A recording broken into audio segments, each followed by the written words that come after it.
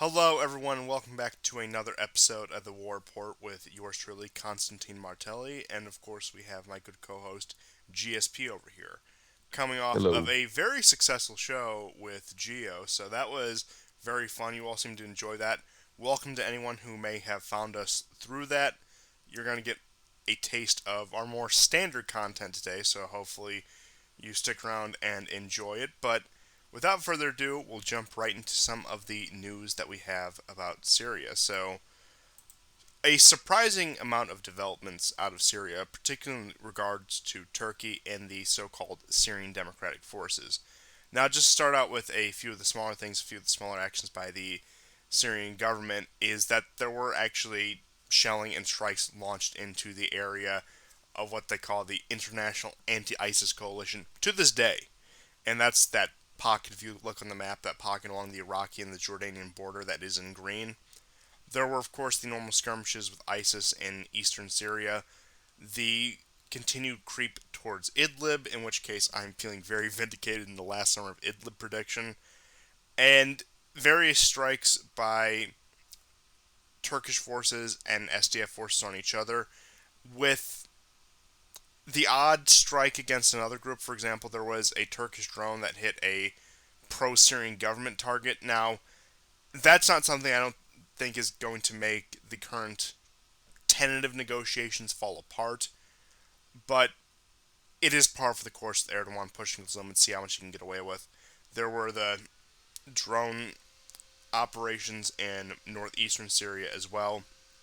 Protests in some of the Kurdish parts of Syria trying to appeal to the UN observers on the ground to do something about this, of course, as the UN is known for doing things, as always.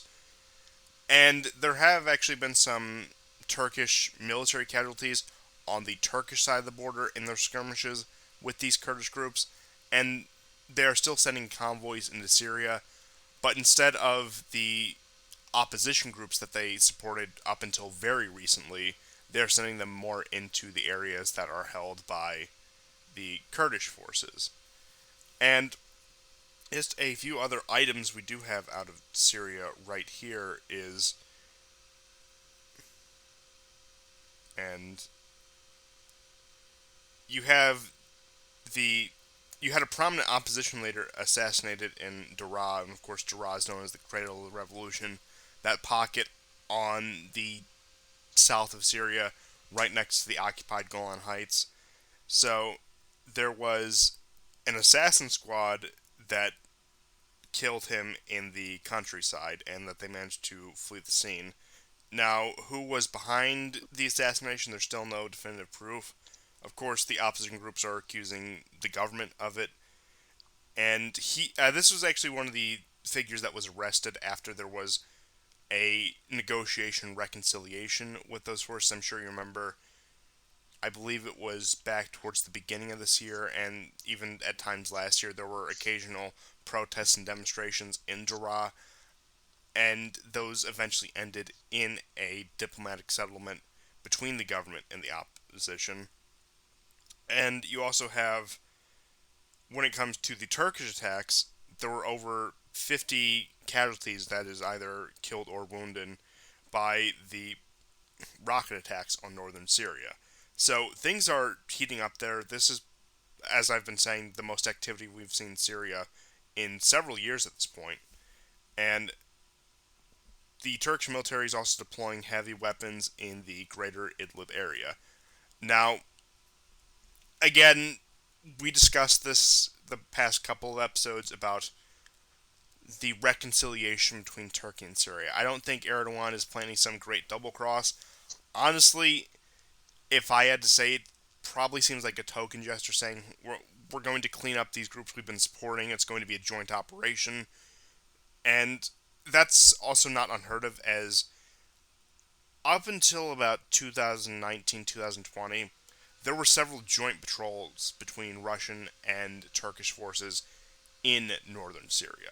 So, like I said, I don't think Erdogan is planning some great double cross or betrayal, especially not at this point. He's not really in the position to, unless somebody in the West is putting an immense amount of pressure on him, an immense amount of pressure that they probably cannot afford to put on a country right now, especially Turkey.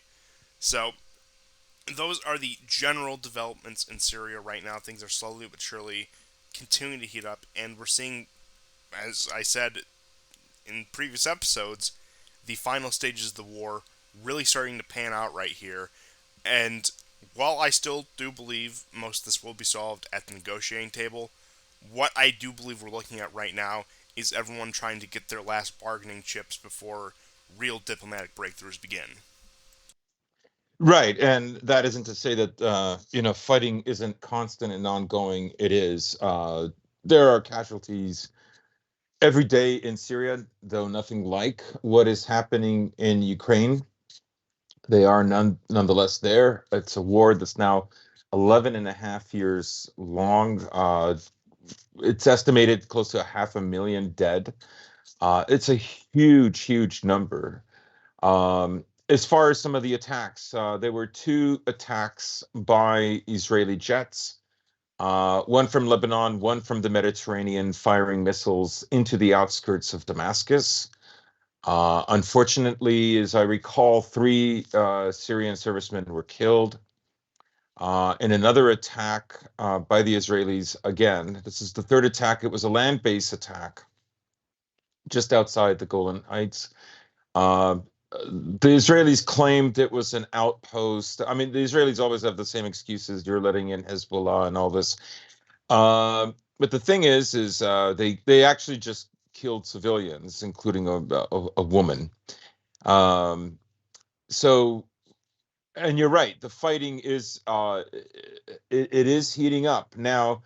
It's not the kind of spectacular move that we saw briefly in the summer of 2016 when Erdogan, took several areas very quickly and then just stopped. And I mean, he wasn't going to take over all of Syria.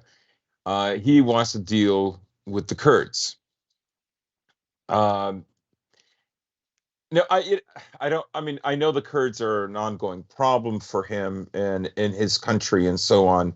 I, what he wants is a way for Kurds in Turkey not to be able to um, train and enter the country in any way possible. I'm sure from his point of view, he thought the border was too porous and that eventually he would pay for it. And so I think that's the reason for. There are other reasons, of course, stealing Syrian oil, which has now been left to the work of the Americans on behalf of Israel and other partners of America. Uh, was a thing that he was doing along with his son. But Also, the literal tons of gold. yes, yes, right. So they've been plundering this Syria for a very long time.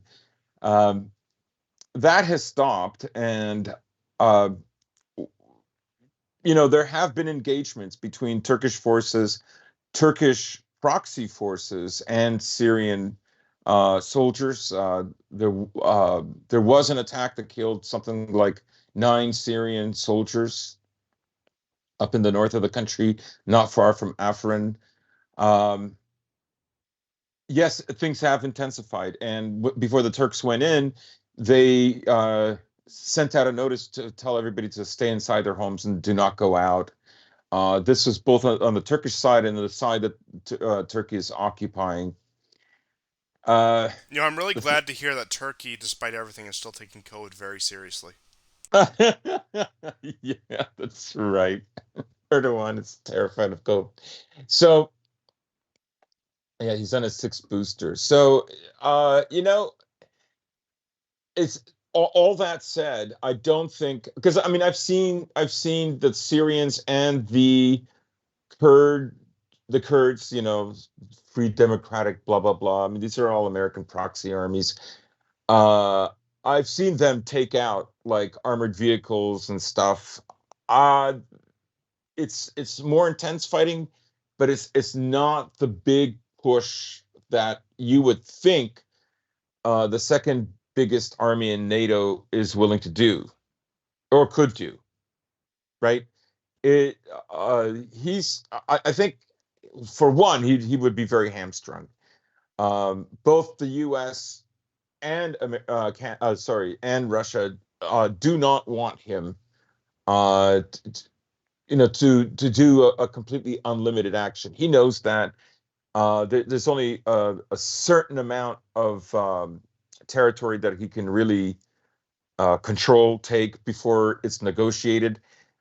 I don't know personally how he's going to resolve the issue with the Kurds, because for him to do that, that 10-kilometer, 15-kilometer width of the north of the country that borders Turkey and goes all the way up, he's going to have to go far, far deeper to take care of the Kurds, all the way to the point where the Euphrates starts to hook down south into Iraq, and that's where the Americans are. And I do not think that that's going to happen. And at this point, we should mention that uh, feelings between the Kurds and the Americans is extremely acrimonious right now. The Kurds now have refused to work with the Americans in hunting for ISIS fighters. They're either in that Kurdish territory or on the other side of the Euphrates in the desert region.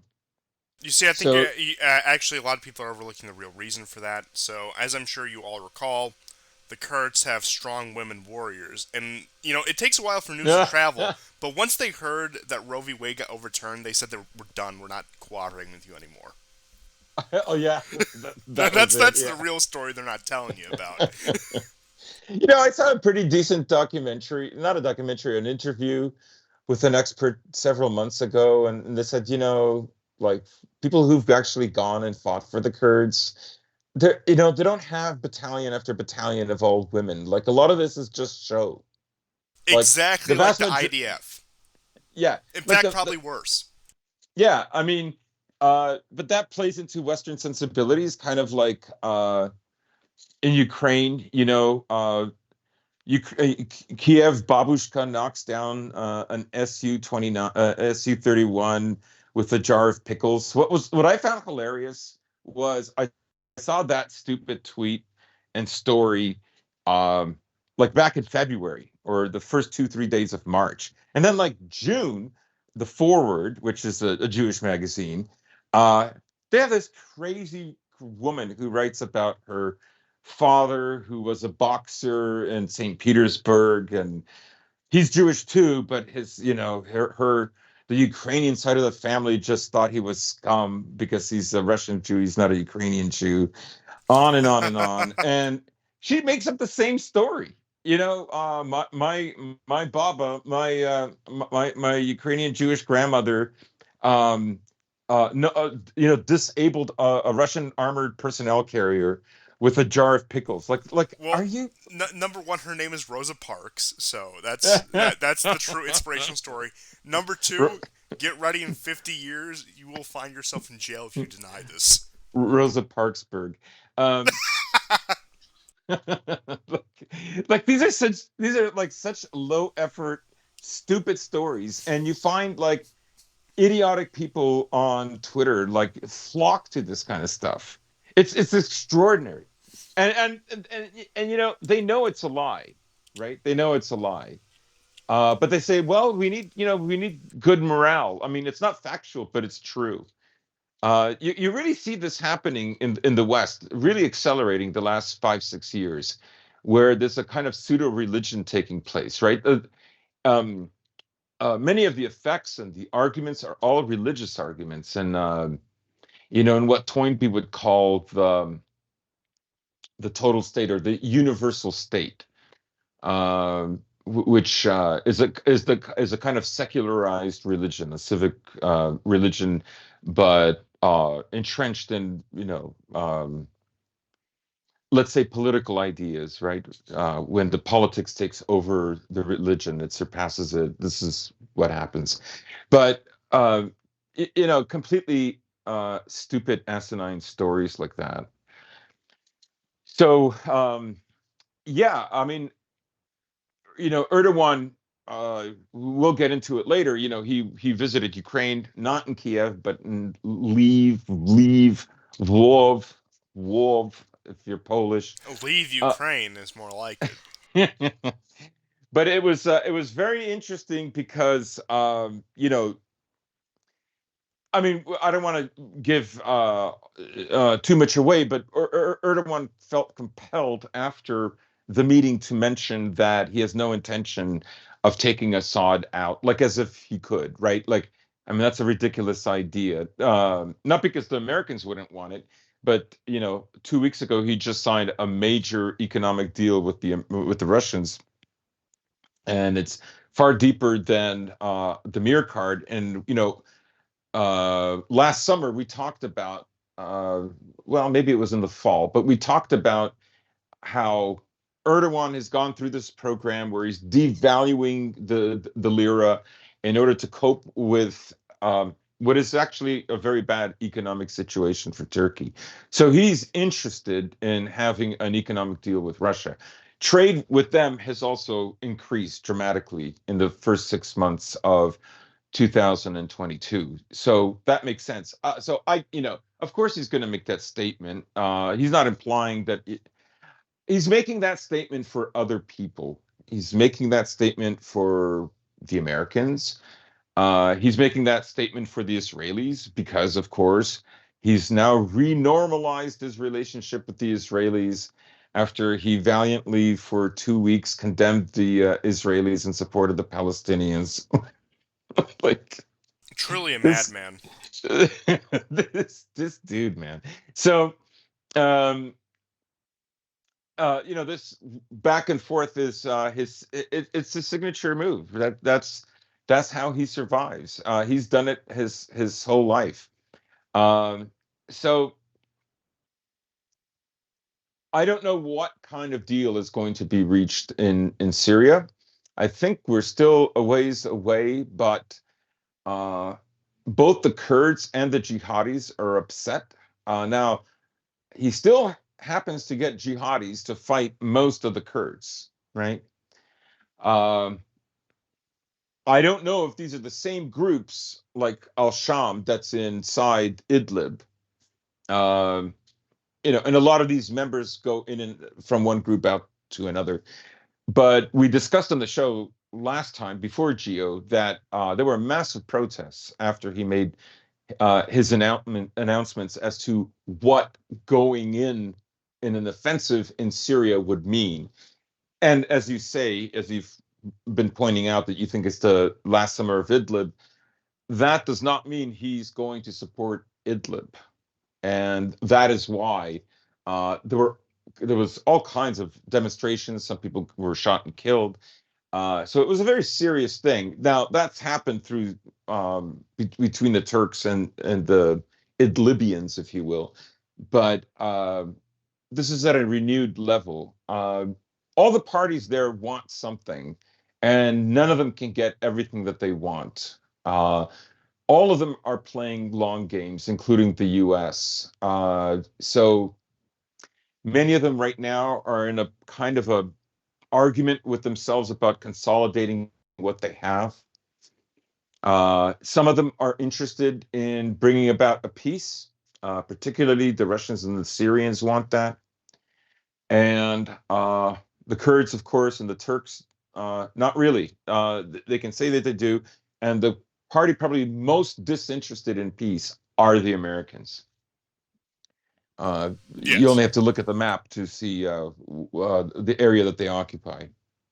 And also, on that same token, Israel is also fuming at the idea that there might be peace in Syria, Oh, yes, hence of their course, yeah. constant impotent strikes into that country. But They've made a deal with Lebanon recently. uh, what were the details on that one? Okay, so this is about some offshore drilling that the Israelis want to do in Lebanese waters, and there's an argument back and forth between the Lebanese government promising to stay out of the way if they want to go fight Hezbollah.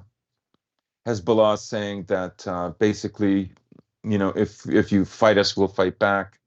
If you make a good deal for the oil drills, we'll respect it, and that'll be that.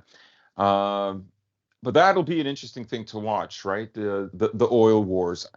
I've heard all kinds of speculation, and back in 2019, we talked extensively about all the oil in this area of the East Mediterranean. The Turks wanted, especially the stuff around Cyprus, but the Israelis feel that they have some vested interests, not only in their waters but also in Lebanese waters. This is what I mean about like when you destroy a country like Lebanon. Part of it is its own self-destruction, but uh, when you perpetuate it and or help perpetuate it, uh, they can't build anything. So, I know some of these drills are actually their own, remarkably enough, but um,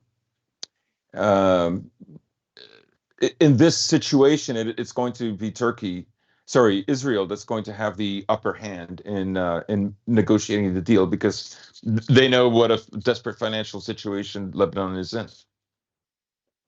Yes, and even if they are their drills, it's not like at this point they have the capacity to operate them independently anymore. So they're going to need somebody to come from the outside who just at that point still has the technical know-how to do so because Lebanon has been just ground in the dust since I believe the Civil War broke out in 1975, and they've been dealing with the ramifications ever since.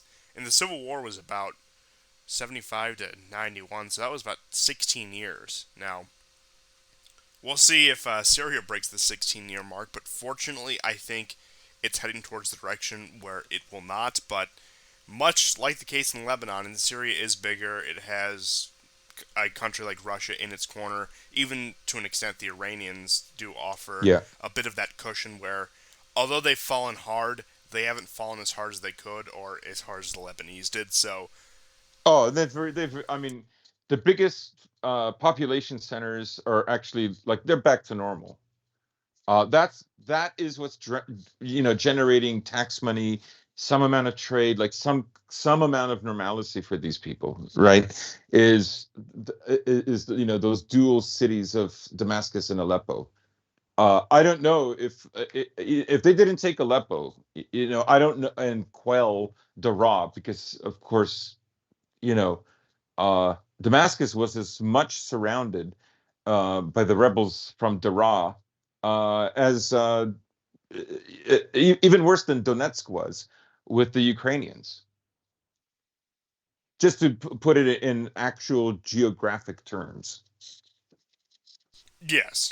And like I was saying, while I don't think Syria's future is the brightest, I think there's hope that it can be salvaged. And as you were saying, a lot of the major population centers, pretty much after a certain point, after you get westward at a certain point, the war is more or less over. Of course, you have the skirmishes in the north and the east, but the south and the west are very much stabilized, especially after Daraa was brought under control. I mean, there's the odd protests, there's the odd whatever here and there, but point being is life can function on more or less normally in the country, which should not have happened really under any circumstance that was projected in 2011 or 2012. Mm. And even if Syria comes out of this a battered and broken but still standing country, it is a major humiliation for the Zionists, both in Tel Aviv and Washington, for the neoconservatives all across the Western world,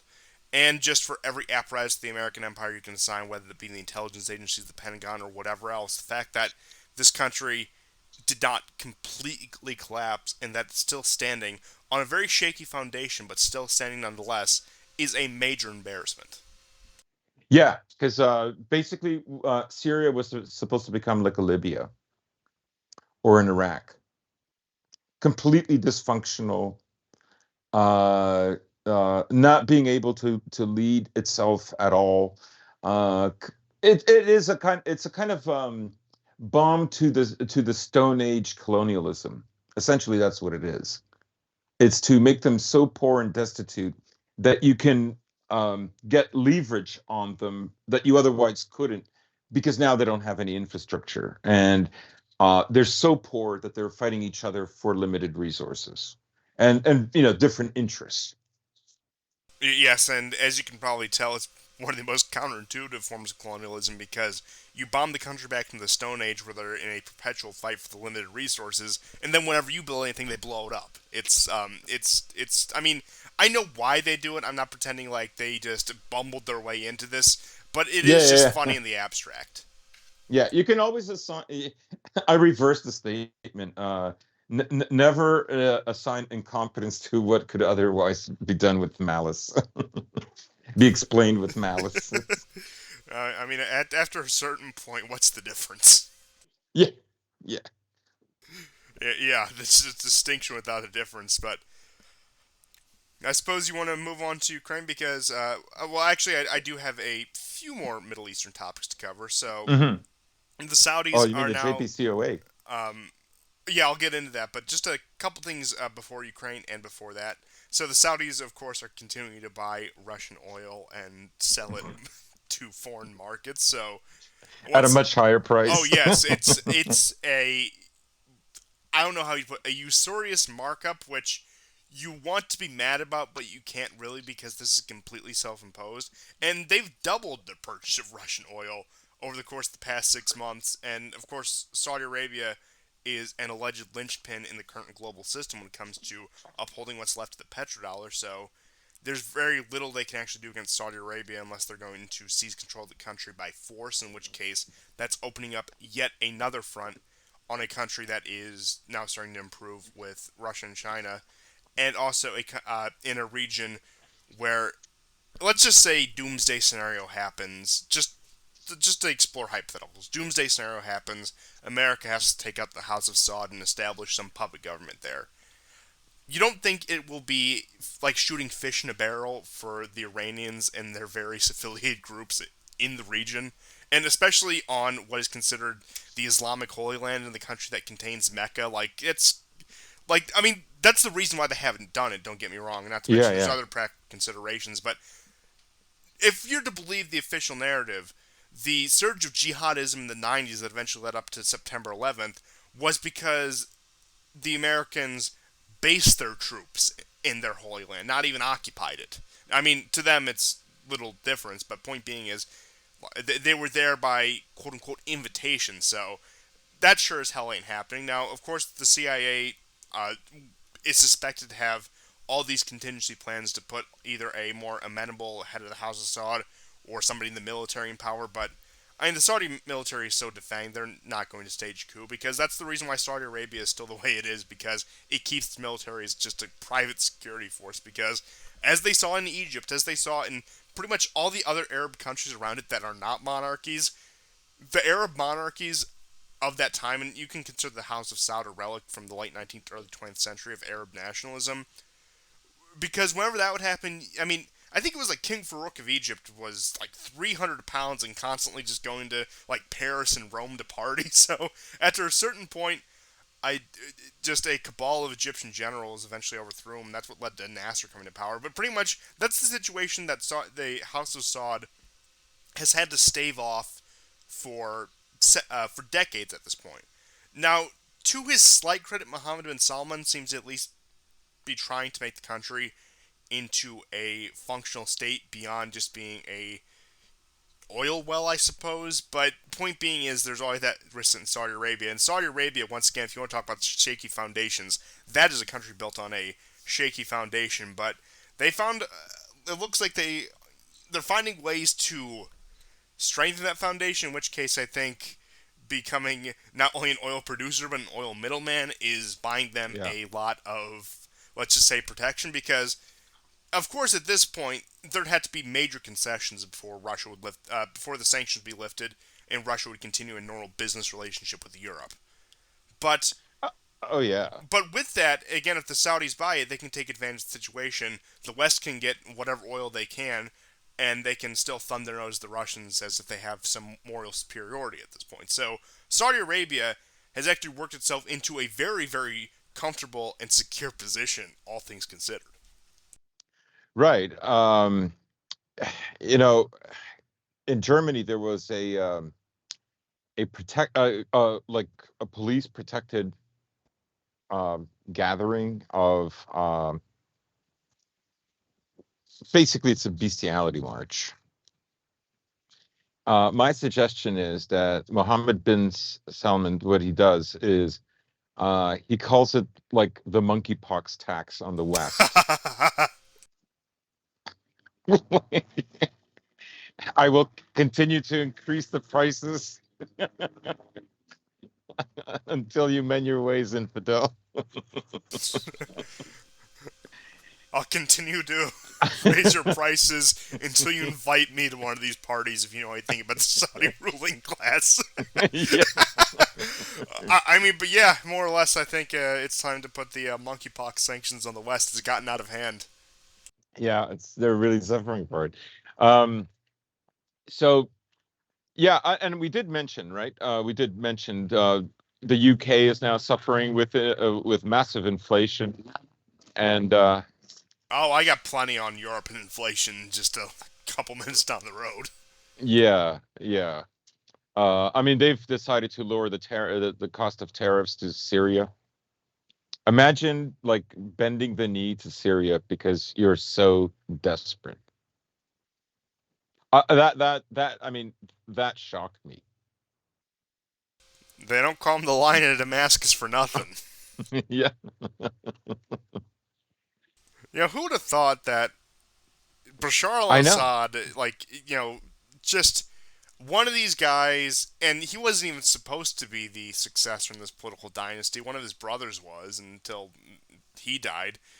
Just this guy who was sort of hoisted in this political dynasty, as happens in these countries, all of a sudden has become at this point one of the most pivotal men in the world, and it's really like this is. Yeah, he has. And you know what? Mohammed bin Salman, I think he is too.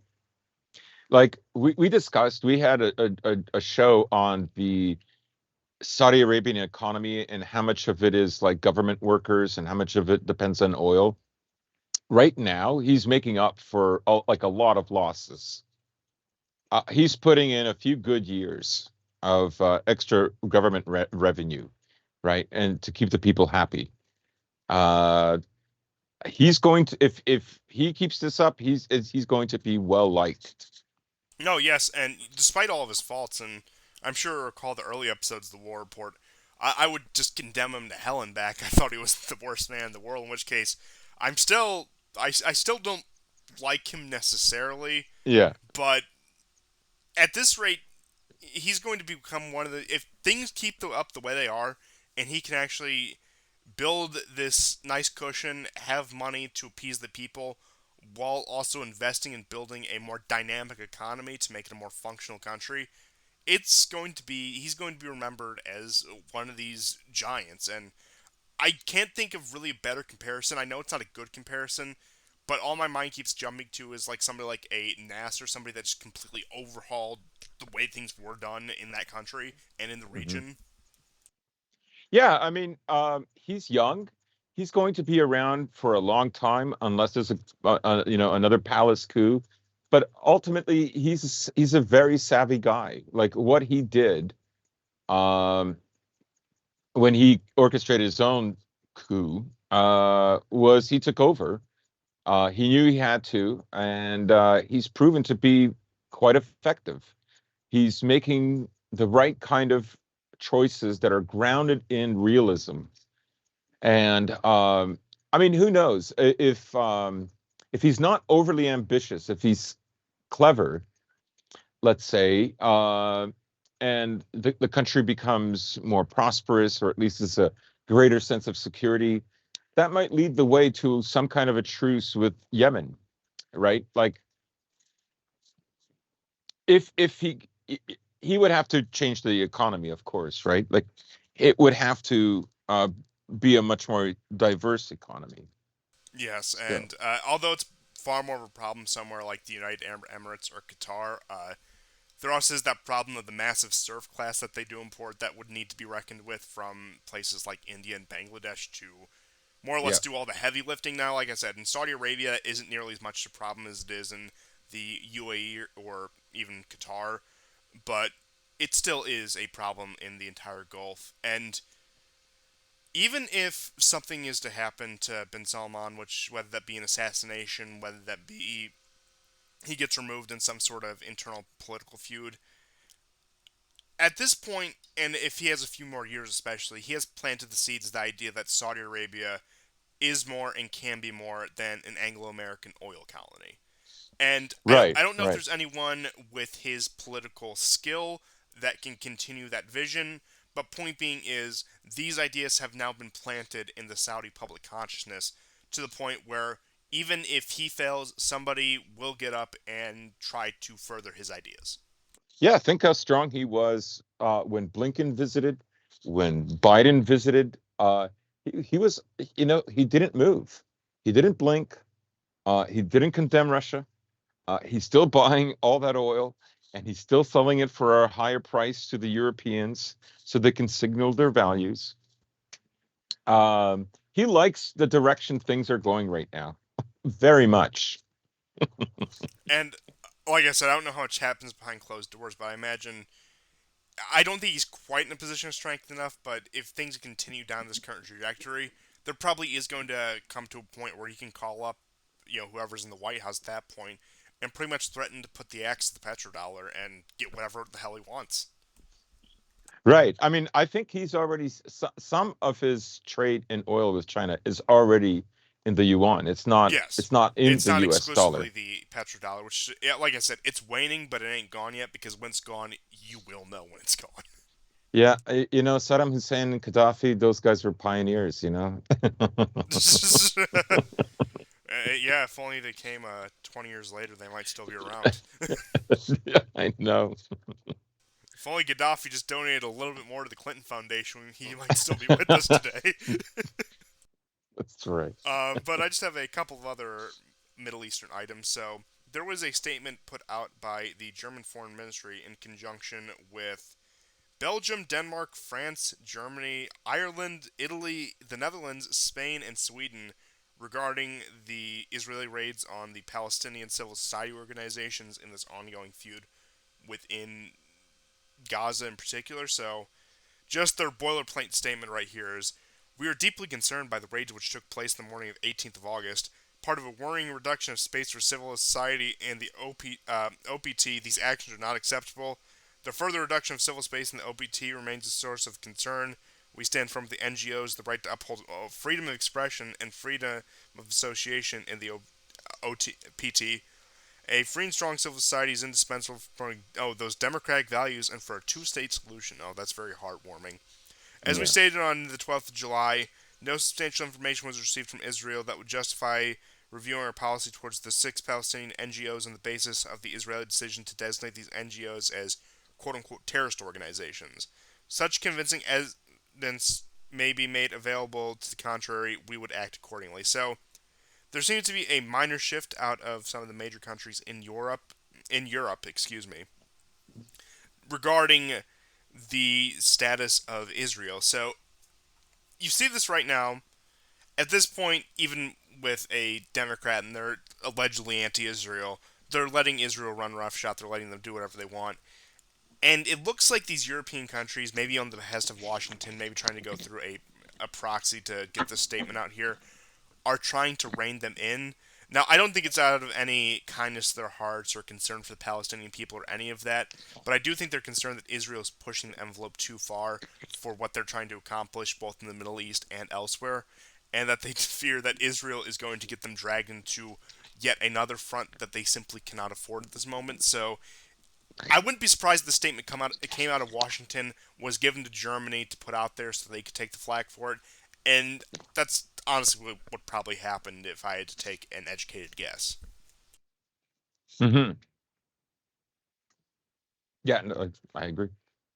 So that was a bit of an interesting development, and I imagine that problem will continue to plague the minds of the imperial architects of the imperial foreign policy, with Israel just completely running roughshod. At some point, it's either somebody's going to have to crack a whip on them, or they are going to drag the American empire into a second or third front, depending on what the hell happens with Taiwan. But that's all I had for those Middle Eastern stories. You mentioned something about the JCPOA that you wanted to briefly fill us in on. Right. So they're trying to resurrect the JPCOA again. I saw a crazy figure like if they do, Iran will be able to sell 50 million barrels a day. Some people contested that and said that can't be right. But uh, I mean, the takeaway is that the West is willing. Now, I don't know if of course, America's involved one way or another, but um, it's interesting that they are attempting to pry Iran away from Russia and China by going on with the JPCOA. And I'll just say like what I said last time, and that is the JPCOA is no longer something in Iran's interest. It is in their interest to pretend that they are interested in the JPCOA, but ultimately, um, Iran knows that it's on a chop block, and particularly their leaders, their elites are on a chop block. America has never forgiven them for essentially losing in 1979, and nor when uh, the Iranians in '59 nationalized their oil companies.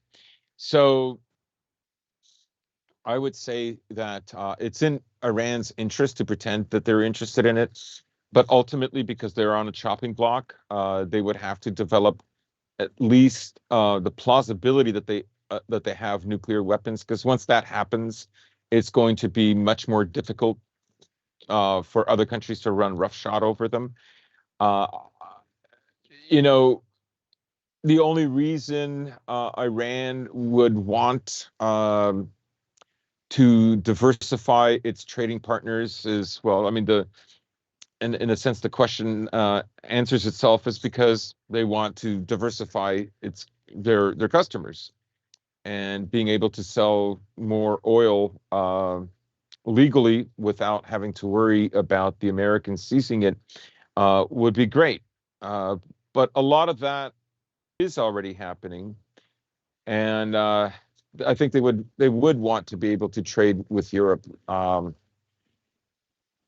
Of course, Europe will have to pay far more uh, than they do the Russians. So at the moment, they're supplying oil to countries like China, and I think maybe they're speculating that if China goes through an economic downturn, they'll have to look to other partners, or uh, Russia might be depending on China too much, and so anyhow, they're diversifying, but they're also now on the path to joining BRICS Plus. So, I mean, we are definitely seeing the rise of the potential for a new default world currency. It'll be based on commodities, and America just can't throw its weight around the way it used to. This also Uh, brings up another interesting question that I just thought of right now as you said this. Which acronym will grow faster, the LGBTQCIA or BRICS? depends where you're standing. You're on one side or another. You got to pick. Okay, you can't ride the middle of this Well, road. I would rather see the bricks enlarge. Yes, yes, indeed.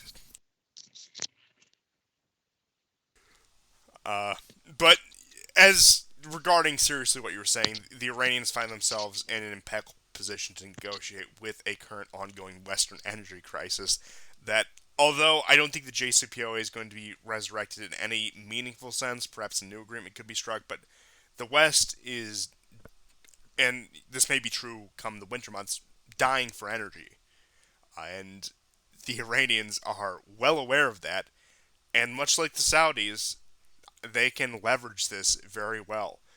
And Yeah, I there mean, are if you also, look at the, go ahead. I would say there's also probably a small but not insignificant element of the West that still has fantasies about the Iranians being drawn away from the Russians at this point, and that may also be part of that. That trying to just pick away at Russia, so Putin will collapse any day now. But point being is the main concern of this is that Europe needs energy, the West as a whole needs energy, Iran has energy, and maybe they can work out an agreement while things are not as bad as they are, or perhaps the Iranians are biding their time waiting for the situation to get much more desperate. But point being is, much like Saudi Arabia, I believe Iran finds itself in a position where in the next few months and the next few years, they will have a lot of bargaining power with the West. Hmm. Yeah, well, I mean, think about Israel and how much it depends on, free money and support from America, but also Germany. And now consider where Germany is heading, right? Uh, Israel depends, everybody knows about the Holocaust reparations and all that from Germany, but it also depends even more so on Americans as far as, foreign aid is concerned. And so you see the state that Germany is in. And, you know,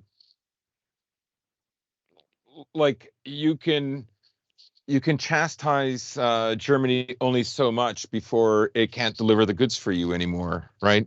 It's a dilemma, if you will. Uh, and you see now with something like 37.5% industrial inflation in Germany.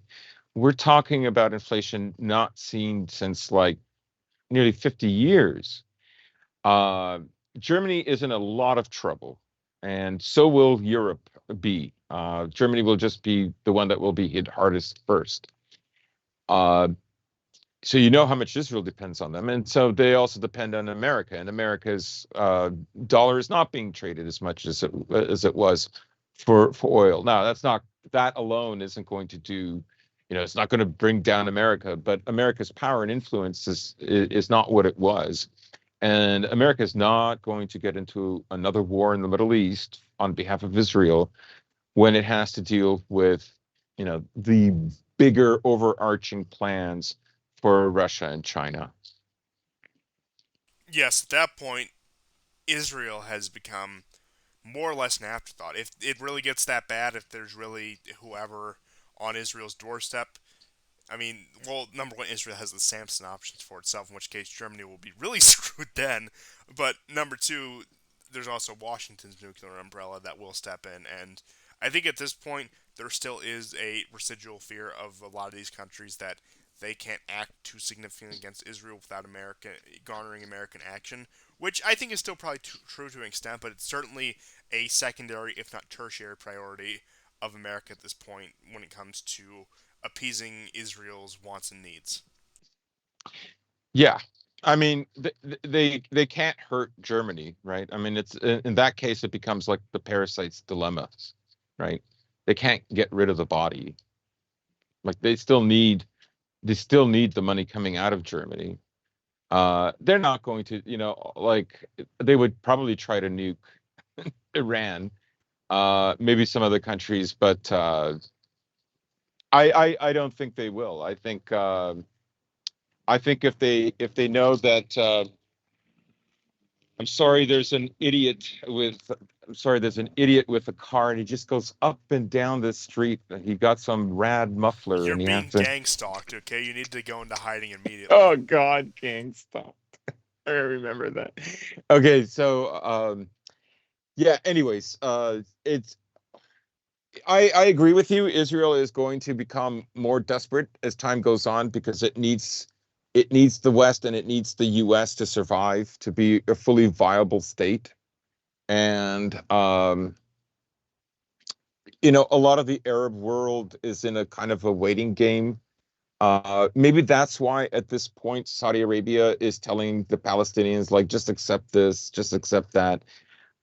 Who knows? Maybe they're thinking like, you know, uh, the Crusaders had this area for 120 years. Don't and we got it back, and we'll get this back too.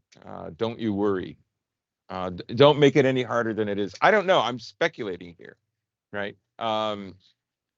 If I mean, if the Arab Muslim world got Jerusalem back, it would be enormous.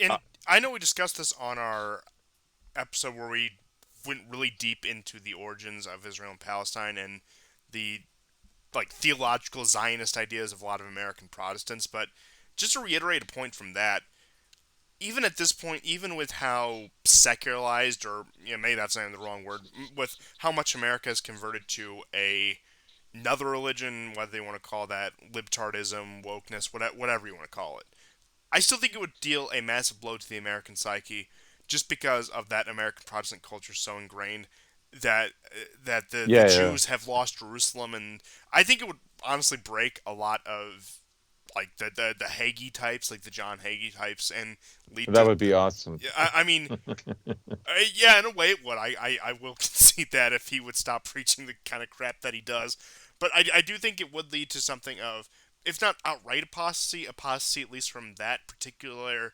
flavor of Protestantism. Hmm.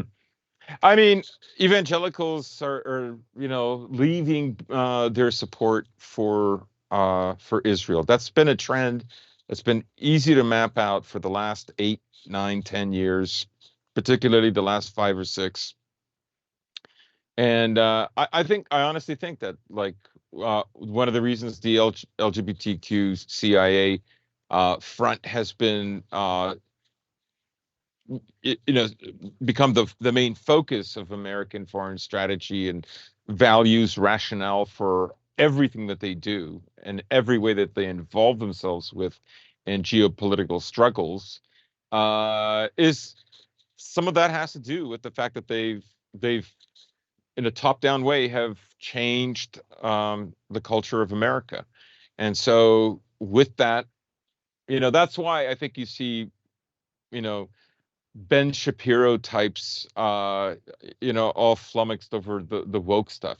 The only reason he's all, upset about that is because those people are less likely to support or care about Israel.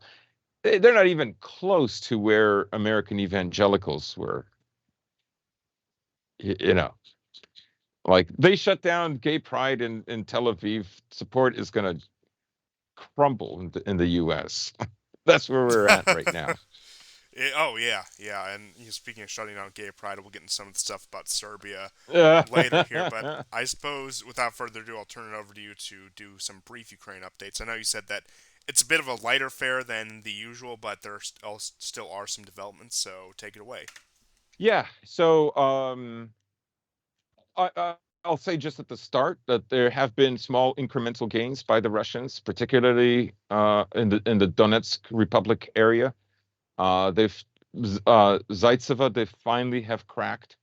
Um, Now, if you look at the map, there's two Zaitsevas, by the way. There's one close to Donetsk city, and there's another one that's closer over to Solidar, which is north of Donetsk city, more like higher up toward like Gorlovka. Um, there haven't been that many changes. There was a town in the Kherson region closer to Nikolaev that the Russians claim that they have captured. This is a highway that goes directly into Nikolaev, but for the most part, the front has not changed. The Russians have inched in the southeast towards Ugledar. They are now just 5 kilometers from Ugledar, from the center. Some other advances are that Pesky has been completely cleared. The problem with Pesky, however, is the next town. The name escapes me. There is a highway that the Ukrainians never finished building. However, it has a portion of it that is a bridge over a mound, kind of like you see in a highway. And this has become a very strong fortification. Around it are only open fields. There is a kind of small farm complex that would give them, who's ever going to attack this area, only a certain amount of cover. So breaking further past Pesky, and there is a waterway that they have to get by, is going to prove to be difficult. The strategy is to take Ugledar. Now, north of Ugledar, they have cut off a highway that leads to Artemovsk. So that's a positive development. Uh, the Ukrainians are removing, if you go to the northern part of Donetsk and Seversk, they have removed some troops from there in order to bolster Solidar. The Ukrainians have lost half of Solidar right now. They've lost over 60% of Marinka in the south. and the Russians are entrenched in Bakhmut, but they cannot take Bakhmut just from the east where they are right now. They will have to take over Soledar to attack from the northeast and from the north, and then from the south, they have to basically deal with Pesky and the surrounding regions. Now, there were more strikes in Kherson. I saw, we hear like there are daily briefings that the Russians will show a missile strike that hits some building complex where either foreign troops who've come to volunteer and fight for Ukraine or regular Ukrainian troops are holed up. They are, annihilated. But uh, the HIMARS have been used to knock out a small base that the Russians were using. I saw a Russian soldier in the Kherson region filming the aftermath, and apparently 12 Russians were killed, 10 were injured. These are soldiers that I'm talking about. So there have been successful hits by the Ukrainians. Not nearly the kind of powers, not nearly the kind of concentration of soldiers, but that is happening. And of course, these things only happen because of there are local people who give coordinates. Now, I'll get back to that, but just to wrap things up, there have been more attacks on the Antonovsky Bridge in Novokhovka. Nothing serious.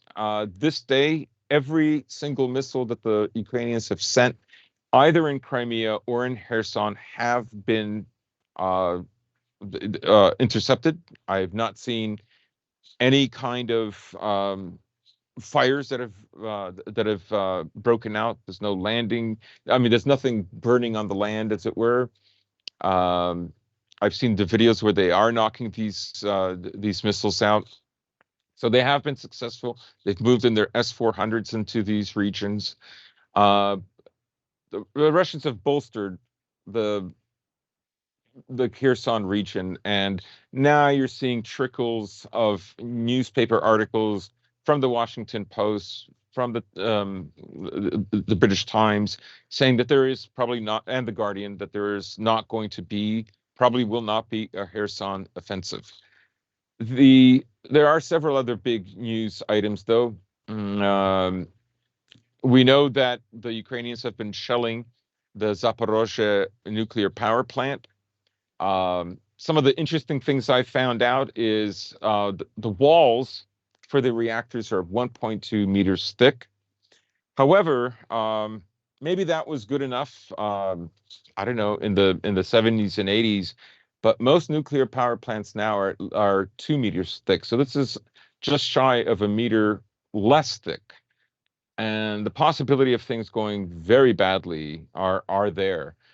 Now, the Russian government did release a video of where the pollutants would go if the Ukrainians knocked out the Zaporozhye nuclear power plant.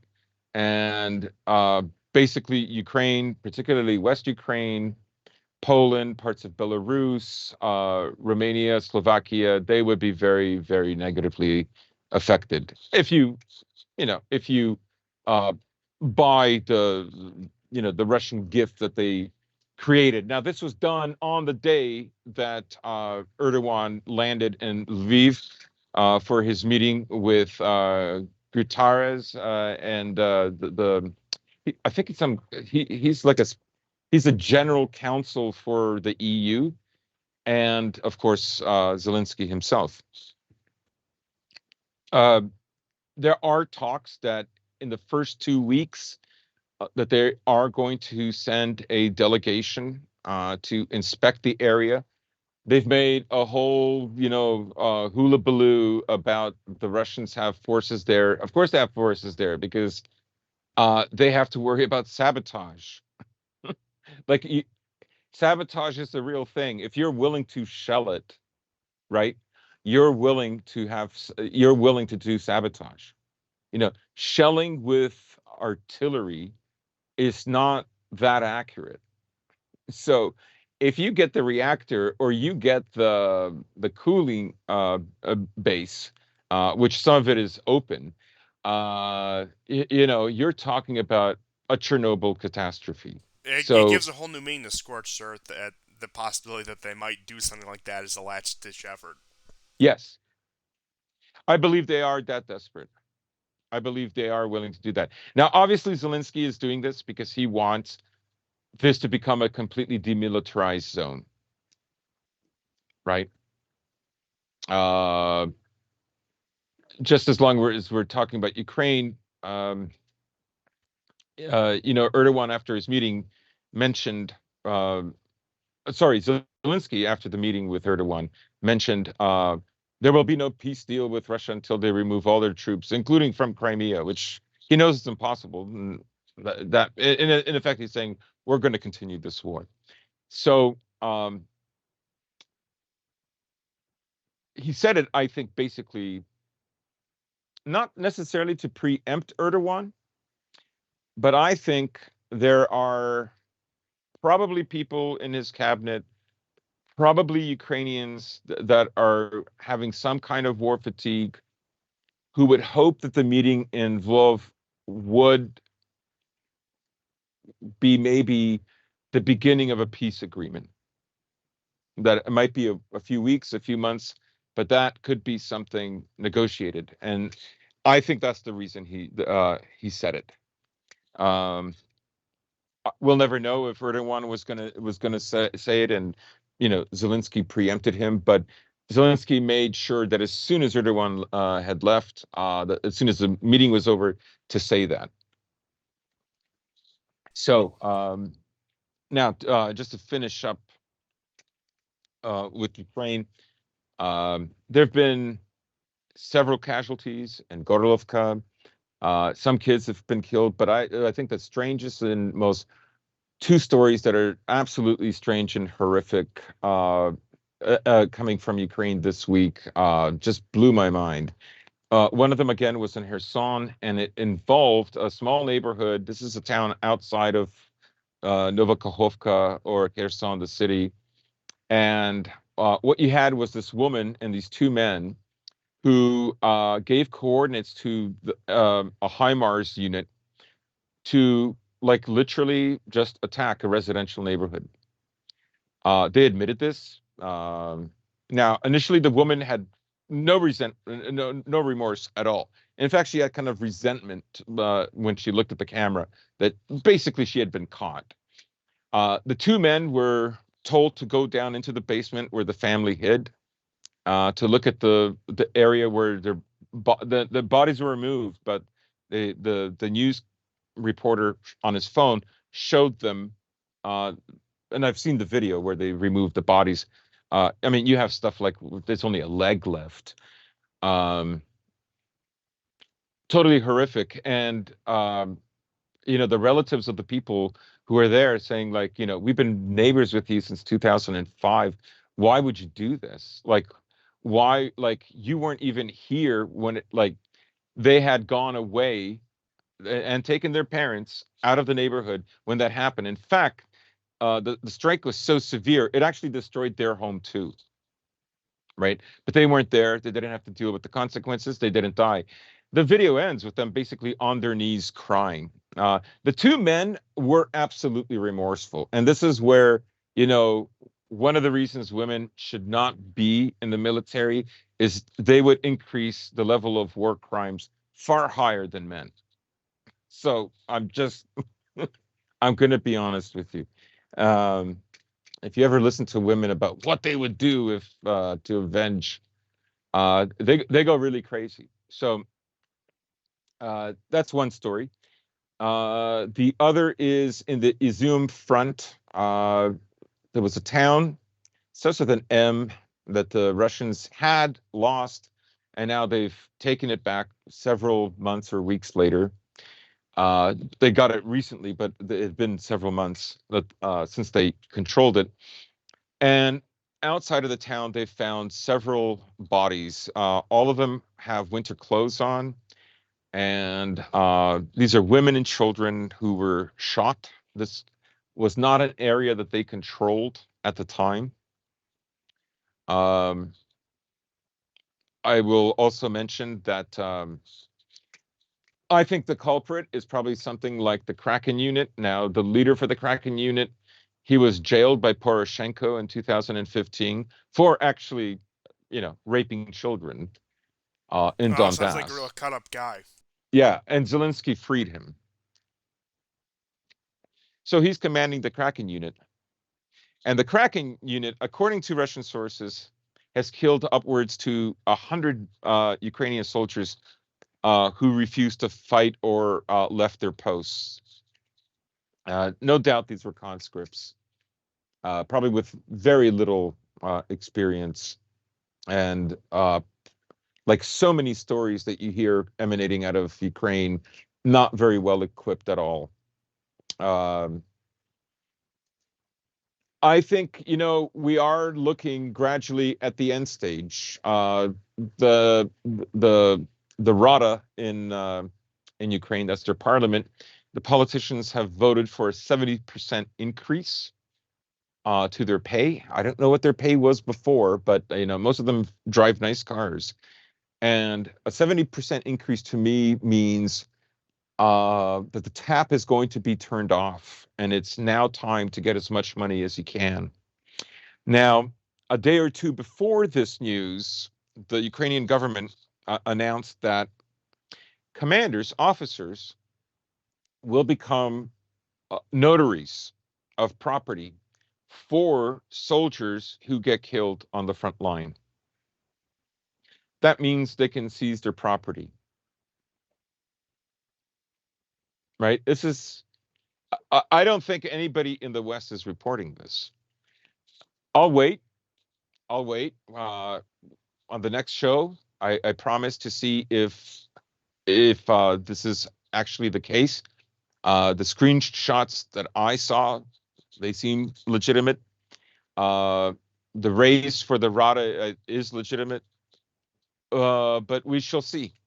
Um, I don't, I wouldn't doubt it at this stage, and that's basically my news for.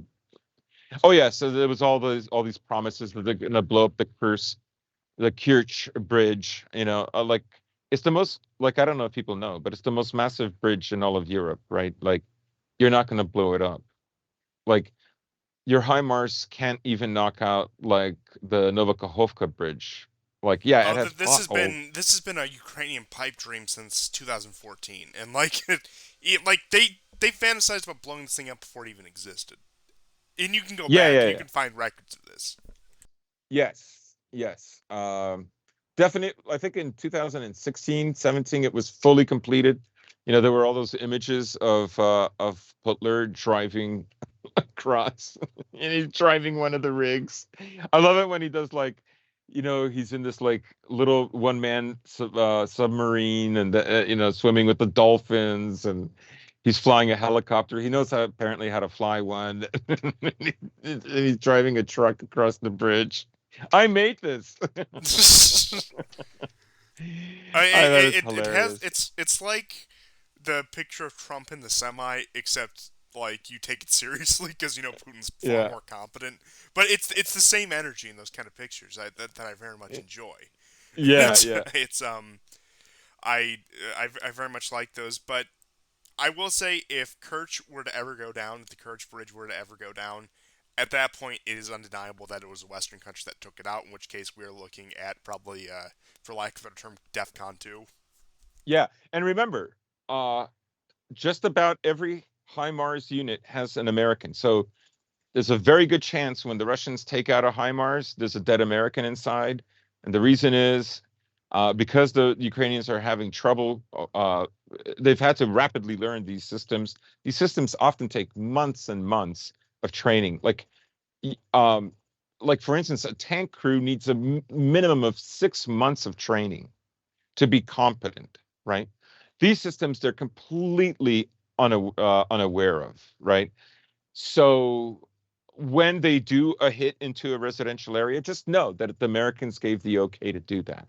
The Americans have always acted like this, always, in every war. Yeah, that's certainly no I'm not surprise saying there. other countries haven't, But but Americans are not exceptional in this at all, and often much worse, much worse. yeah, that's probably a fair assessment of the entire situation. And I just do have a couple of other stories on Ukraine. So, looking at the month of July in retrospect, Europe's six largest countries offered no military aid to Ukraine in the month of July and made no pledges to continue military aid for any point in the future. So, looks like Europe is finally divesting from this war. Perhaps they've taken Kissinger's advice. I doubt they've gone that far because that would be too sane.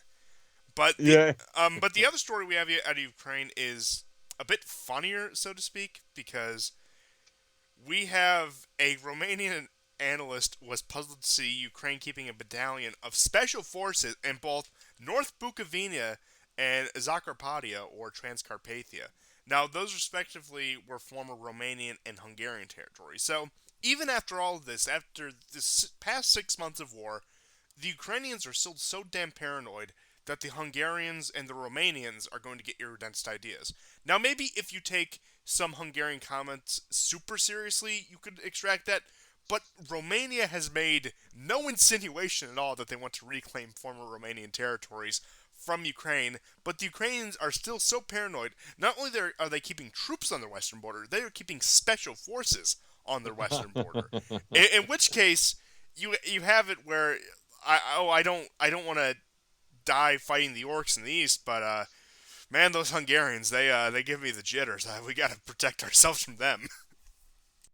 Yeah, I mean, I've seen some pretty bold stuff, and this is also like I'll explain the bold stuff. There's a guy, a Ukrainian guy in Odessa, who filmed himself. His face is all bruised and bloodied.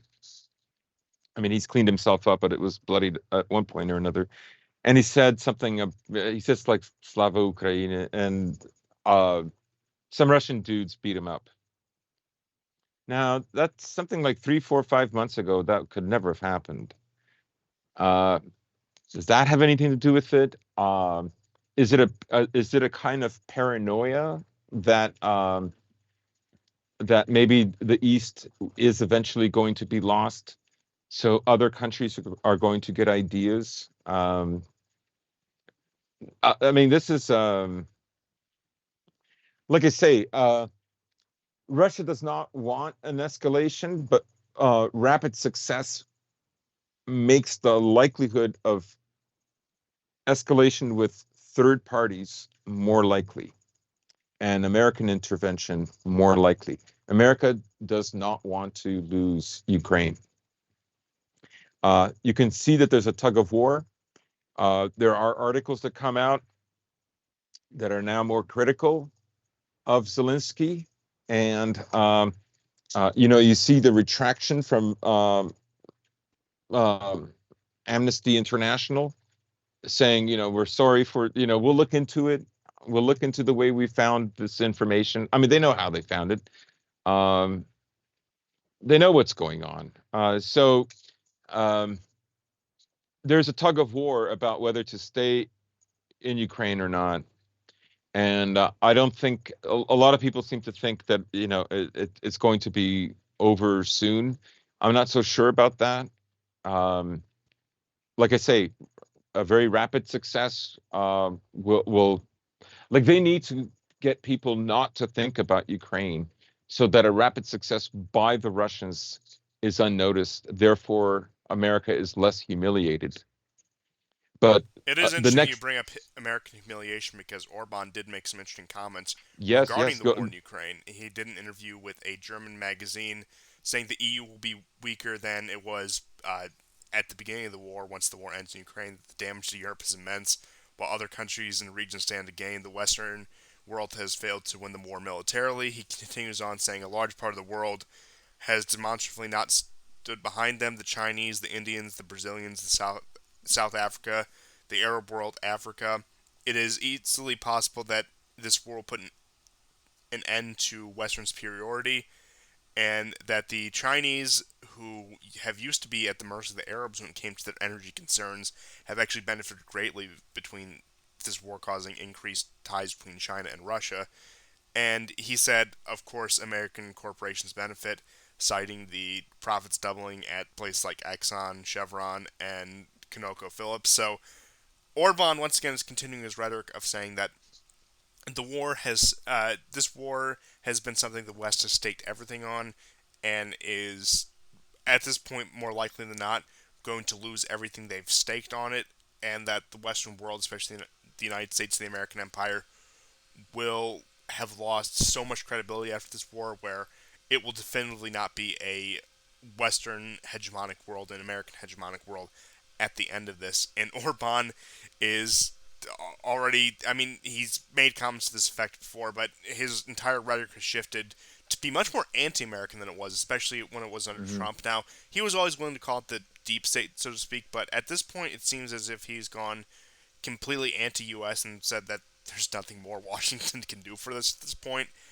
And he's also warning of the very cold winter that is ahead for most of Europe that is not Hungary, due to, of course, Hungary being one of the countries that can actually still receive energy from Russia. So it looks like a bit of, I guess, I don't want to even call it, I suppose you could call it vindication on Orban's part that this war in Ukraine, that staking everything on it, was going to be a complete blunder, that regardless of whatever early Russian blunders you can point out, that Ukraine was always bound to lose this war, and that the West was not willing to go into World War III over this, nor do I think they should have, for that matter, or do I think Orban should have. But he has been the most consistent voice since the beginning of this war about the fact that this is going to be an absolute disaster no matter how you slice it, and that you're so tunnel vision that you want to get a one up on Russia so bad you're willing to bring down the entire continent. Now, as we had discussed on our last regular episode, that knocking Europe down a few pegs is tolerable if Russia gets knocked down a few pegs, but so far only one is happening, and that is breeding immense amounts of resentment in Europe. Sure, there's going to be a lot of Europeans, especially in the East, who take it out on the Russians, but even in the case of the East, even if they aren't resentful towards the Americans, confidence has been completely lost in the American empire at this point. Hmm. Yeah, I mean, you hear people talking. They love to reference the Soviet era. You know, when in '79 for the invasion of Afghanistan, the Americans sanctioned Russia from receiving any high-tech chips, and this made them lag behind in some of their development. Which you know, the Russians were very good at radar, but they did need their own chip manufacturing to increase at the pace that the West was on with the development of their semiconductors, right? But the difference is China already has semiconductor plants that are infinitely better than anything in the 80s or 90s or early 2000s. They are certainly good enough for much of the hardware technology. Two, this is a much smaller, leaner Russia that is not hamstrung with taking care of 15 some other countries that you know, more than half of which want to separate. And so the amount of internal pressure isn't there. Um, and you have, you know, the reliance that Russia was trying to create with the global South, with China, which failed. They're not in that world anymore, and many of these countries I think we've made abundantly clear are now far more sophisticated than they were 40, 50 years ago, right? They're just not in the same place anymore. So we're not living in the world that existed 40 years ago. And, you know, and what we're discovering from this war is there are no magic weapons. What you need is industry, the ability to manufacture uh, enormous amounts of just basic military goods like bullets, bombs, shells for howitzers. Well, like virtually every Uh, war that's ever been fought, it has come down to logistics. Right, right. And every all the weapon like Ukraine before the war, excluding Russia, and you can call Russia a Eurasian country. It's not a European country. You can say one thing we can say is that Ukraine had the largest military in Europe, bar none, bigger than Turkey's, right? In many components of the military, in their hardware, it was extremely sophisticated, as good as anything that NATO has. Yes, I would say their armored personnel carriers are very inferior compared to the Bradleys that the U.S. has, even though they're old. They have been revamped several times, and they're very capable. They're much better than like the Soviet tech from the 70s and early 80s. The tanks, yes, the U.S. and the West has better tanks. Um, the HIMARS slightly more accurate, but not better, but not anywhere remotely more accurate than what the Russians had. And I don't think the Ukrainians had Smerch, but Smerch is nearly on the level, and the Russians have another one, a Tornado. They have two or three other ones that are very close to the pinpoint accuracy of the HIMARS, but they fire more rounds, and they also spread. They have an ability to spread more devastating uh, damage. They have a larger circumference of it, right? And they are guided. So I guess what I'm not to get into the weeds of this, which I always do, but um, what I'm saying is it's capable enough, right, that in a nuclear arsenal world, the possibility of uh, dramatically changing uh, the boundaries of a country are far, far more reduced, right? Nuclear weapons puts a real limit on these things.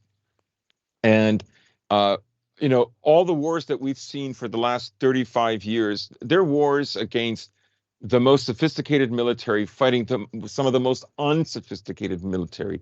Even in its day, it was already decades old. I'm talking about Iraq. But there are other countries like, Libya or Syria. I mean, their stuff is even decades behind some of the Russian military. So we know that just artillery can make an enormous difference. And if you have a very good air defense system, you make it very hard for the Air Force of the opposing power to knock out your artillery. That recipe right there is of a front formation is very persuasive, right? It's a very tough nut to crack. Yeah, it's more or less what you could say happened in Syria, and the reason why they haven't been absolutely decimated by Israeli strikes. Yes, right. They don't have any ground offensive. All they can do is these like little hits that make themselves feel good about something. They're not. They're not blowing up tunnels. They're not taking out Hezbollah or whatever. Like the odd, I mean, the last few months they haven't taken out anybody from Hezbollah. Not that they don't. Of course, we've mentioned that they do. But these guys, they grow back quickly. They will find other people who are dedicated to this fight. Um, they look at the Israelis as invaders. They look at them as people who don't even belong there. And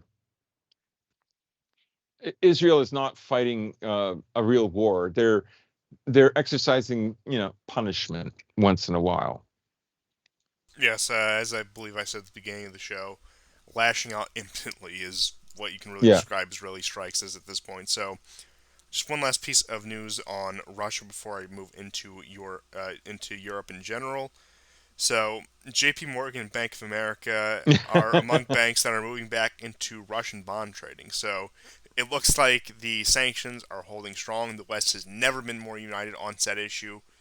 And Super there were also united. British financial institutions that were balking on this and moving back into the bond trading market in Russia. So, international finance, even in the face of a war like this, cannot be curtailed. It cannot be. Uh, it cannot stop its desire to consume, to invest, to do any of this.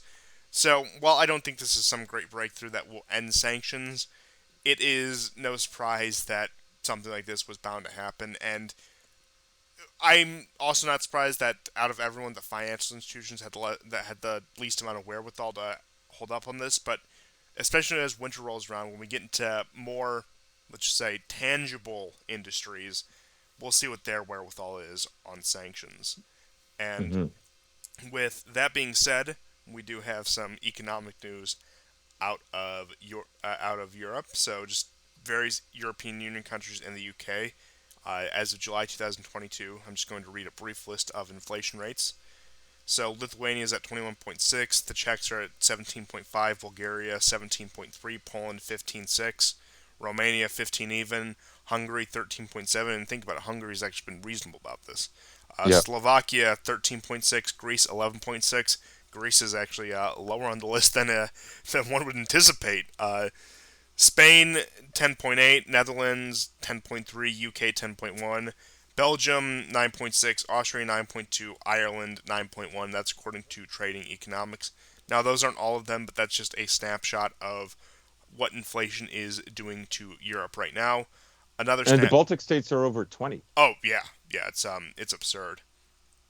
And also, speaking of Eastern European countries, due to anti-Russia sanctions, Europe will have to buy aluminum from Russia because the Slovakia plant, Slovalco, has announced due to high electricity prices, it has to Yes. cease aluminum production in Slovakia and for its European customers. So they will be forced to import once again aluminum from Russia. And Slovakia is a country that has been, as far as EU and NATO countries are concerned, relatively on good terms with the Russians. Not as good as Hungary, but Slovakia is probably in second place when it comes to that sort of thing.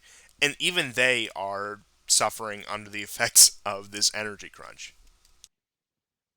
Yes. And this aluminum plant is actually very old. It goes back to like pre-50s. Like it's been around a long, long time.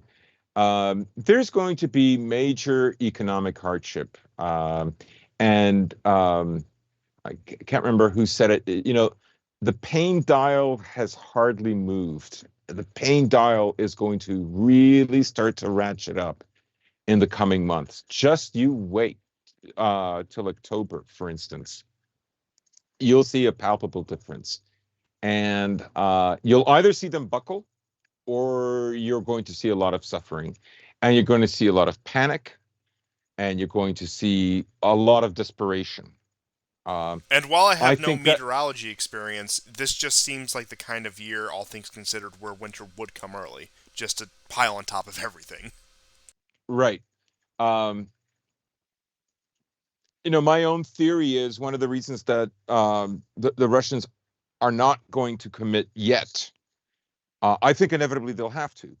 But the reason they're not committing any more troops yet, that is to have, this is an expeditionary force, so legally it cannot be over 180,000.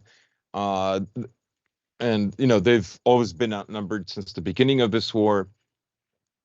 But the longer this war drags on, right, the more pressure that's going to increase on Europe, and the more favorable the circumstances will be for negotiations for the Russians. Um, I think that's what they're counting on. Um, Now, going forward, uh, if we continue, if the Ukrainians still have enough missiles here and there, and every territory that they lose, they then shell, which has been happening all throughout this war. You'll hear about the odd bombing of Lysychansk, even though they lost Lysychansk a month ago. Uh, like that's their tactic. So never stop firing, never stop firing, no matter how far you get pushed back. And this eggs the Russians on. They must know. I think the Ukrainians must know, or there must be thinking that the longer we fight, the likelier the and the more that we lose. But of course, they have to kill as many Russians as they lose. The more likely that the Americans will intervene. I think that's the logic that they're working with. Whether it'll happen or not, I don't know. But I've always maintained that one of the reasons the Russians are not putting in their entire force is because it would cause an escalation, and they would rather. I mean, they would rather see Europe buckle. They would rather see it start to fracture, and they know that they are probably going to see something like that happening in the next 6 weeks, and then another 6 weeks after that. Who knows? Now, moving on to further energy crises within Europe, you have Kosovo is already planning for routine blackouts in order to conserve energy. So, on top of the situation with Serbia being possible, we have a possible, well, we have what is more or less confirmed going to be rolling blackouts that are planned within Kosovo, while NATO is staging in the country in fear of a Serbian strike or Serbian preemptive strike or any general flare up in the region. You have interesting moves out of France where they are also planning rolling blackouts, but they have now moved the Foreign Legion into the gas fields and to seize facilities in Yemen in order to ease this burden, in order to siphon off energy from Yemen, similar to how U.S. forces in Syria would smuggle oil out of the country, or the various occupying powers in Syria would smuggle oil out of the country. France is taking advantage of the destabilization to get whatever ounce of energy it can out of Yemen, and Wow. it's certainly not going to be enough to even fix France's energy crisis, but it just shows the level of desperation that they're sending in a force to intervene in what is more or less a smuggling operation. And you have in Germany Nord Stream 1 being shut down for another 3 day maintenance. And keep in mind, once it was reactivated, it was already at less than 20%. And you're having segments of the German population becoming fed up with this sanction war, that they are not willing to put everything on the line for the fate of some border changes in Ukraine. And this hasn't been reflected by the politicians or the political class yet, but it is a growing sentiment among the people as they actually have to live with the material consequences of these abstract actions. Yeah, and Macron has he has been absolutely stalwart with like the whole sanctions regime. He's talking about, in this troubled time, it would be great if France remains united for our values. Like they literally all have the same stupid values, talking points. Uh, I guess I guess in this secular religion, the values are like its morals, its tenets, its dogma, and yeah, you know, like I say, wait till the end of September, and you're going to see all kinds of desperation. Um, because you said earlier in the show that if they lose this, even if this becomes like a frozen conflict, and the sanctions continue to increase the pain in Europe, right? Because Russia has made 38% more profits selling much less oil and gas this year from its energy than last year. Like, just think about that. they, they have reserves and reserves of this stuff, you know? Um, so yeah, economically for the West, and you have countries like Britain, right? Because like we should say that a lot of these economic woes were because of the coup. They were because of the lockdowns. Russia, the war in Ukraine has made it worse. No question. They've It stifled exacerbated it. the, I guess, what you could call a recovery, even though that's a bit of a generous term for it, but it stifled the just restructuring of everything and how you'll recall this war broke out once a lot of the lockdowns started and once a lot of the travel restrictions started to be lifted, and once it felt like things were becoming relatively stabilized. Now prices were going up. The U.S. was continuing its incoherent energy policy with the Keystone Pipeline and its Hmm. domestic energy production, but more or less things were a bit tighter, but they were tolerable. And now it's gotten to the point after this where things are becoming much more intolerable. Yeah, yeah. I mean, the face-off is we have to get Russia into the state that it was in 1979, where it might have enough money to fight this war now, but over a protracted period of time, they won't, and we'll be okay. But recall that the West, the West had some economic woes, particularly Britain, in the 70s and the first half of the 80s, just like the U.S. did, and uh,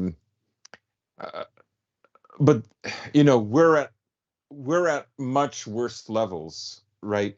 It really hasn't even started yet, and like I said, like you mentioned, price inflation already started in the first and second months, depending on which Western country you're talking about or the U.S.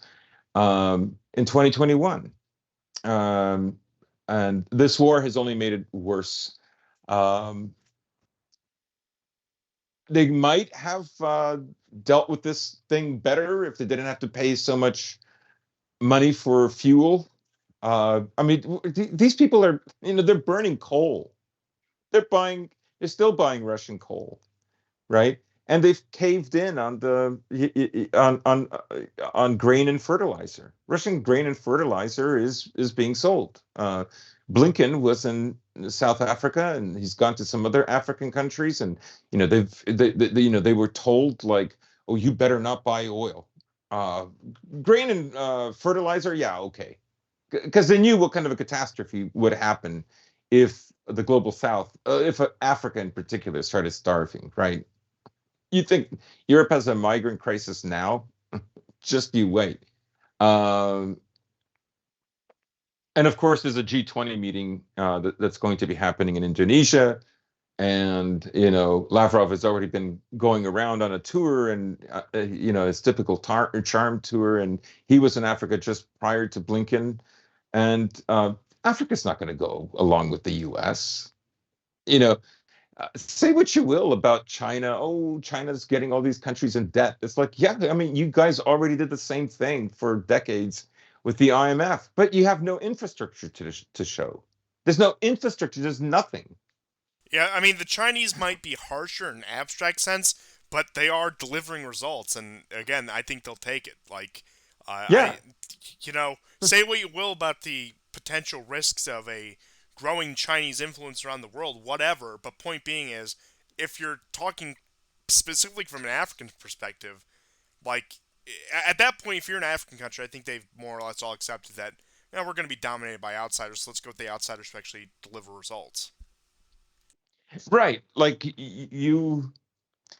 ultimately the game that Russia and China are playing here is they do want the look, it's a strategic thing. It's not, I'm not saying they're angels. I'm just saying it's in their interest to to upgrade these countries, as it were, to make them more economically independent and viable in conjunction with them as trading partners, as an alternative to dealing with the US.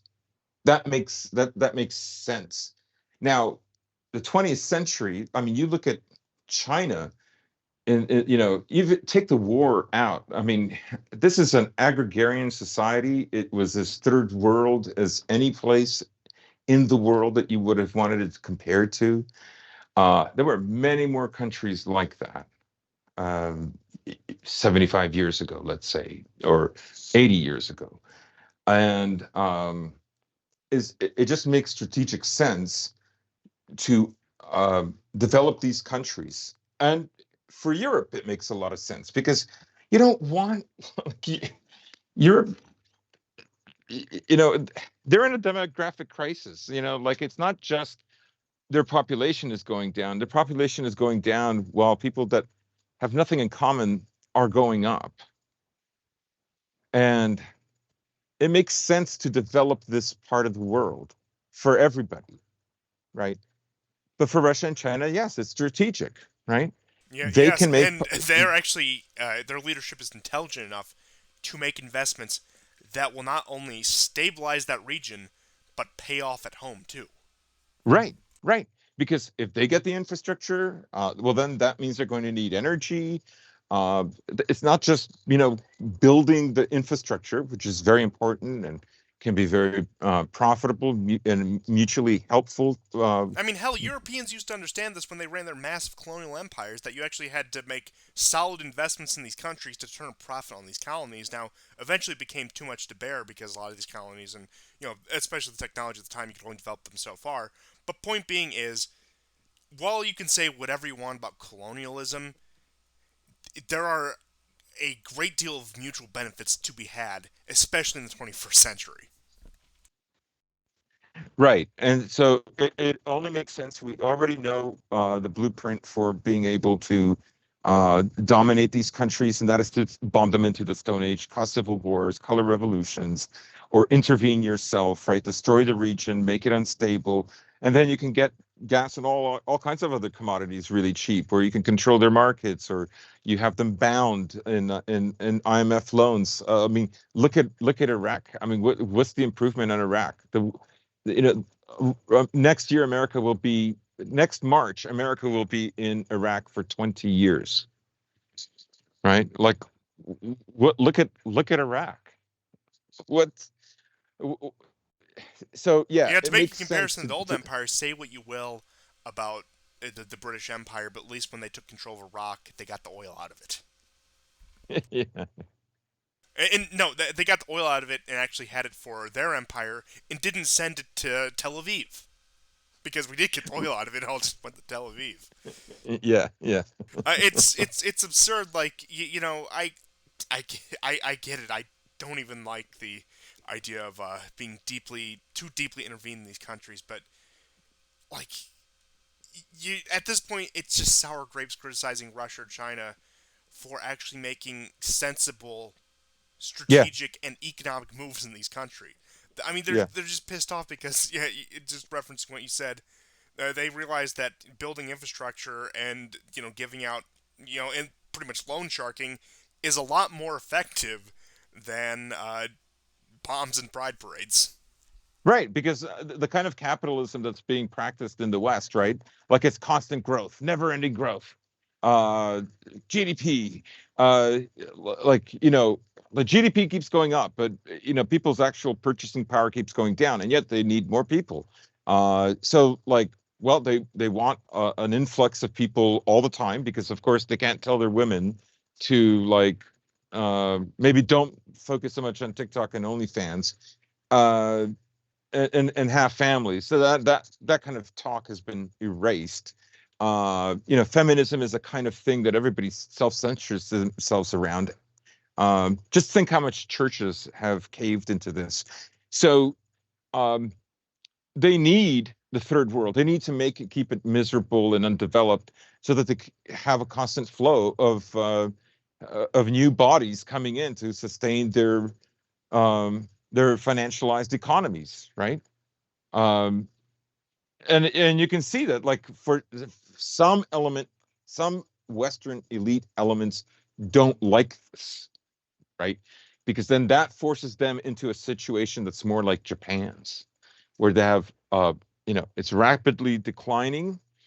It's not declining, but demographics are very bad, and demographics, you know, we don't know what's going to happen. There's been other times in history where demographics were very bad and reproduction was just not there. And then, it picked up again. So I don't want to overemphasize that, but it is a real thing. Um, and some Yeah, civilizations I never would say never that. properly recover. But Yeah, I would say the difference between then and now, and I do agree with you, demographics can be unpredictable, is while there may have been dips in history, there is an ongoing decades long dip that is being pushed on from the top down, whether that be economically yes, or culturally. yes, yes, yes, absolutely, absolutely. And so yes, the West doesn't want these countries developed, right? They want cheap labor to come in. They want people that are so impressed with the West that, like, they'll become consumers. And which is, I mean, in the West, consumerism is the opiate of the masses. That it's, it's the value that binds them all. So yeah, it's a sound strategy. What the Russians and Chinese are doing in terms of, I mean, even Russia does infrastructure as well, not nowhere near the scale that China does, but nuclear power plants, roads, bridges, depending on the region, and of course energy. But um, it makes sense for them to, like, for this world not to, let's say, stay in its technological state that it's been in for the better half of a century. Yeah, I think I'll just tie off this topic with if you, for some reason, have not seen it yet, if you want an idea of Chinese colonization and the hurdles that they actually have overcome. Now it's a bit outdated. Watch Empire of Dust. It gives you all you need to Yeah, know about how yeah, the Europeans had this complete like functional system that they up and abandoned. I mean, mainly under both American and Soviet pressures at that point. yeah. Except like the few examples like the Portuguese held out until like the 70s, whatever. But point being is that's from like 2007, 2008, so things are rough there. But point being is they have actually managed to take countries that are that dysfunctional, and I'm not saying they've turned them into first world countries or anything, but they have developed them to beyond the point that you would ever expect watching that documentary. Like I said, there's a lot of good stuff in there. It's outdated, but I think the main interest, what if you haven't watched that or if you go back and rewatch it, is how much things have changed just in the past 15 years since that's been put out. Right. I mean, look, many of these countries, as you rightly say, because of U.S. and Soviet and pressure, um, color revolutions were in a sense being done there, even way back, in order to get the French and the British, but also probably Belgium as well, to get them out of Africa, right? And a lot of these countries like literally fell apart afterwards, right? I don't see, like, I see Russians using their Wagner forces to make sure, like, um, whatever rebel group that they're having problems with doesn't overtake the country. But there aren't like landed gentry, Chinese and Russians in Africa that I know of. Yeah, I mean, I've you'll get the I've odd case of a Chinese businessman who marries a native and, like, more or less, like, settles down with, like, the upper classes, but that's not a mass phenomenon. No, not like if you look at a country like Rhodesia Yeah, or yeah. South Africa. It Like, isn't you don't settler see anything colonialism. like that. Or It's like, British controlled Egypt, right? Like, it's I don't see anything like that. Like, in a sense, they are like telling them, like, you're going to have to do this. Like, you're going to have to manage it. Okay, you let it all go to pot, but like, you're going, here it is. Mind you, they're also in massive debt from the IMF after so many decades. But yeah. I suppose they just need to bank on the IMF collapsing with the liberal world order, but time will tell with that. But I do just have a couple of stories, so just swing back around into Europe. Moldova is currently having protests against its color revolution government over cost of living and Hmm. energy prices, and they're telling the government to focus on energy prices. And you'll recall that Moldova has been in this very strange back and forth state over the past few elections where the government split and it goes back and forth whether the president's pro EU and the prime minister's pro Russian or vice versa, and of course their legislature is split. So it's very much a divided country in that sense. But once again, getting down to just the most immediate needs, the people are out in the street protesting against the current EU backed government and the government that is currently pro Western. So that is developing with that, as it looked like Moldova was being slowly driven out of the Russian sphere.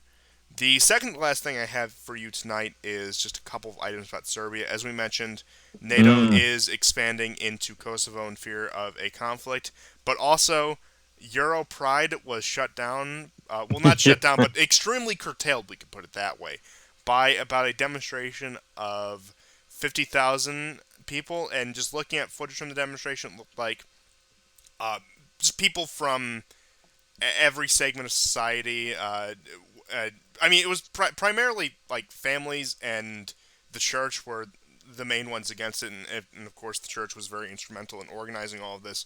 but it looked like people from a more well-off background, people just from a working-class background, from all over the country. It was a nice cross-section of society, really showing a unity that exists on the issue that I don't think exists in many other countries on said issue. So that was very nice to see them shut that down. It looks like, I mean, as we all know, anti-LGBTQ CIA sentiments are the anti-colonialism of the 21st century. It is. It is. And now there's talk of a possible election in Montenegro that is anti-EU, anti-NATO. And if they win, they could be, there's a potential they could leave NATO. Like if there's a rollback that starts happening, holy shit. Because Germany this week sent in forces into Bosnia, something that hasn't done in over a decade. Yeah, the British have also been digging their heels in Bosnia as well. Yeah. Because and now they're trying to ramp up talk like, oh, they're going to join the EU and NATO. Oh yeah, I mean, they're de facto in that realm anyways, but they want it on, on paper. Yeah, the Balkans are going to be very interesting because the dispute with Kosovo is still not solved. Vucic has not caved. He has not gone along with Kosovo's demands on the whole license plate identity thing, which is what sparked off in the first week of August some of the violence that we saw there. So, there's only about 12 more days before that subject is revisited. So, yeah, something to watch out for. I'm sorry to narrate a meme, but I just got an idea for it since you said identity issue in regard to Kosovo. So, in the West, it's like I identify a woman, I sleep, and then like someone in Kosovo says I identify as a Serb. It's like the guy awake with like the burning eyes. Like, that's just the mental image I got right now. I'm sure that probably exists out there, but yeah. Then the last thing I have is just some news out of Armenia. So there was an explosion in Yerevan that didn't have really any great effect. There was really no death or casualties from it, but it was just an unexplained explosion.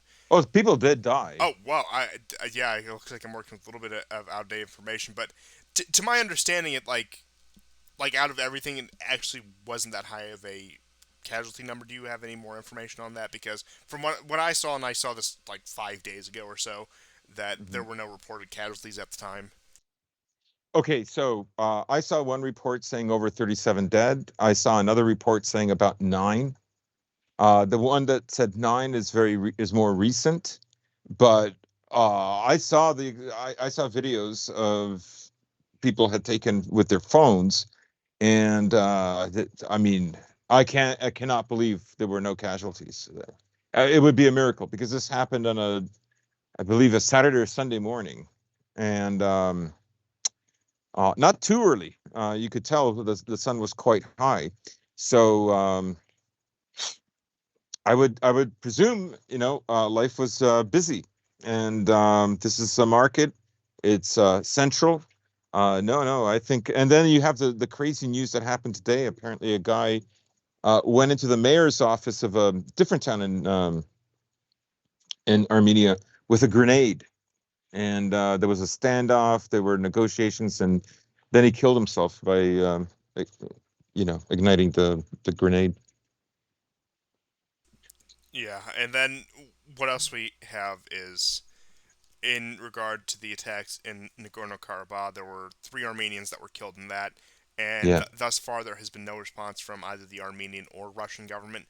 And as we discussed last time we got into the issue, that there were some sentiments on the ground asking where either of them are, and I couldn't quite garner whether that was a color revolution propaganda tactic saying they're unreliable, or whether it's their supporters calling on them as tensions escalate. And this is all, of course, in light of Azerbaijan making both energy deals with Russia and the European Union. Hmm. So the situation is looking more and more unstable there, and something to keep our eye on, even though there's not too many developments out of this. That's all I had for this week, unless you have any last minute topics that we had left out. No, I'll just say that there was a crazy Washington Post article where he was asked why again, they're just prepping him for being a loser. At least some elements of the elites are. Why didn't he tell the Ukrainians that war was inevitable with Russia? And his excuse was, if I did, millions would have left. and, and that would have been very bad for the economy. It's like, wow, wow. Literally all the stereotypes are true. What the hell? I mean, you really just can't make this stuff up after a certain point. But that is all I had for this week. Thank you, everyone, for tuning in. And once again, welcome to all of our new viewers from the Geo interview. I'm glad you enjoyed that. I hope you enjoy this and everything to come. And we'll see you guys next time, and goodbye. Goodbye and take care.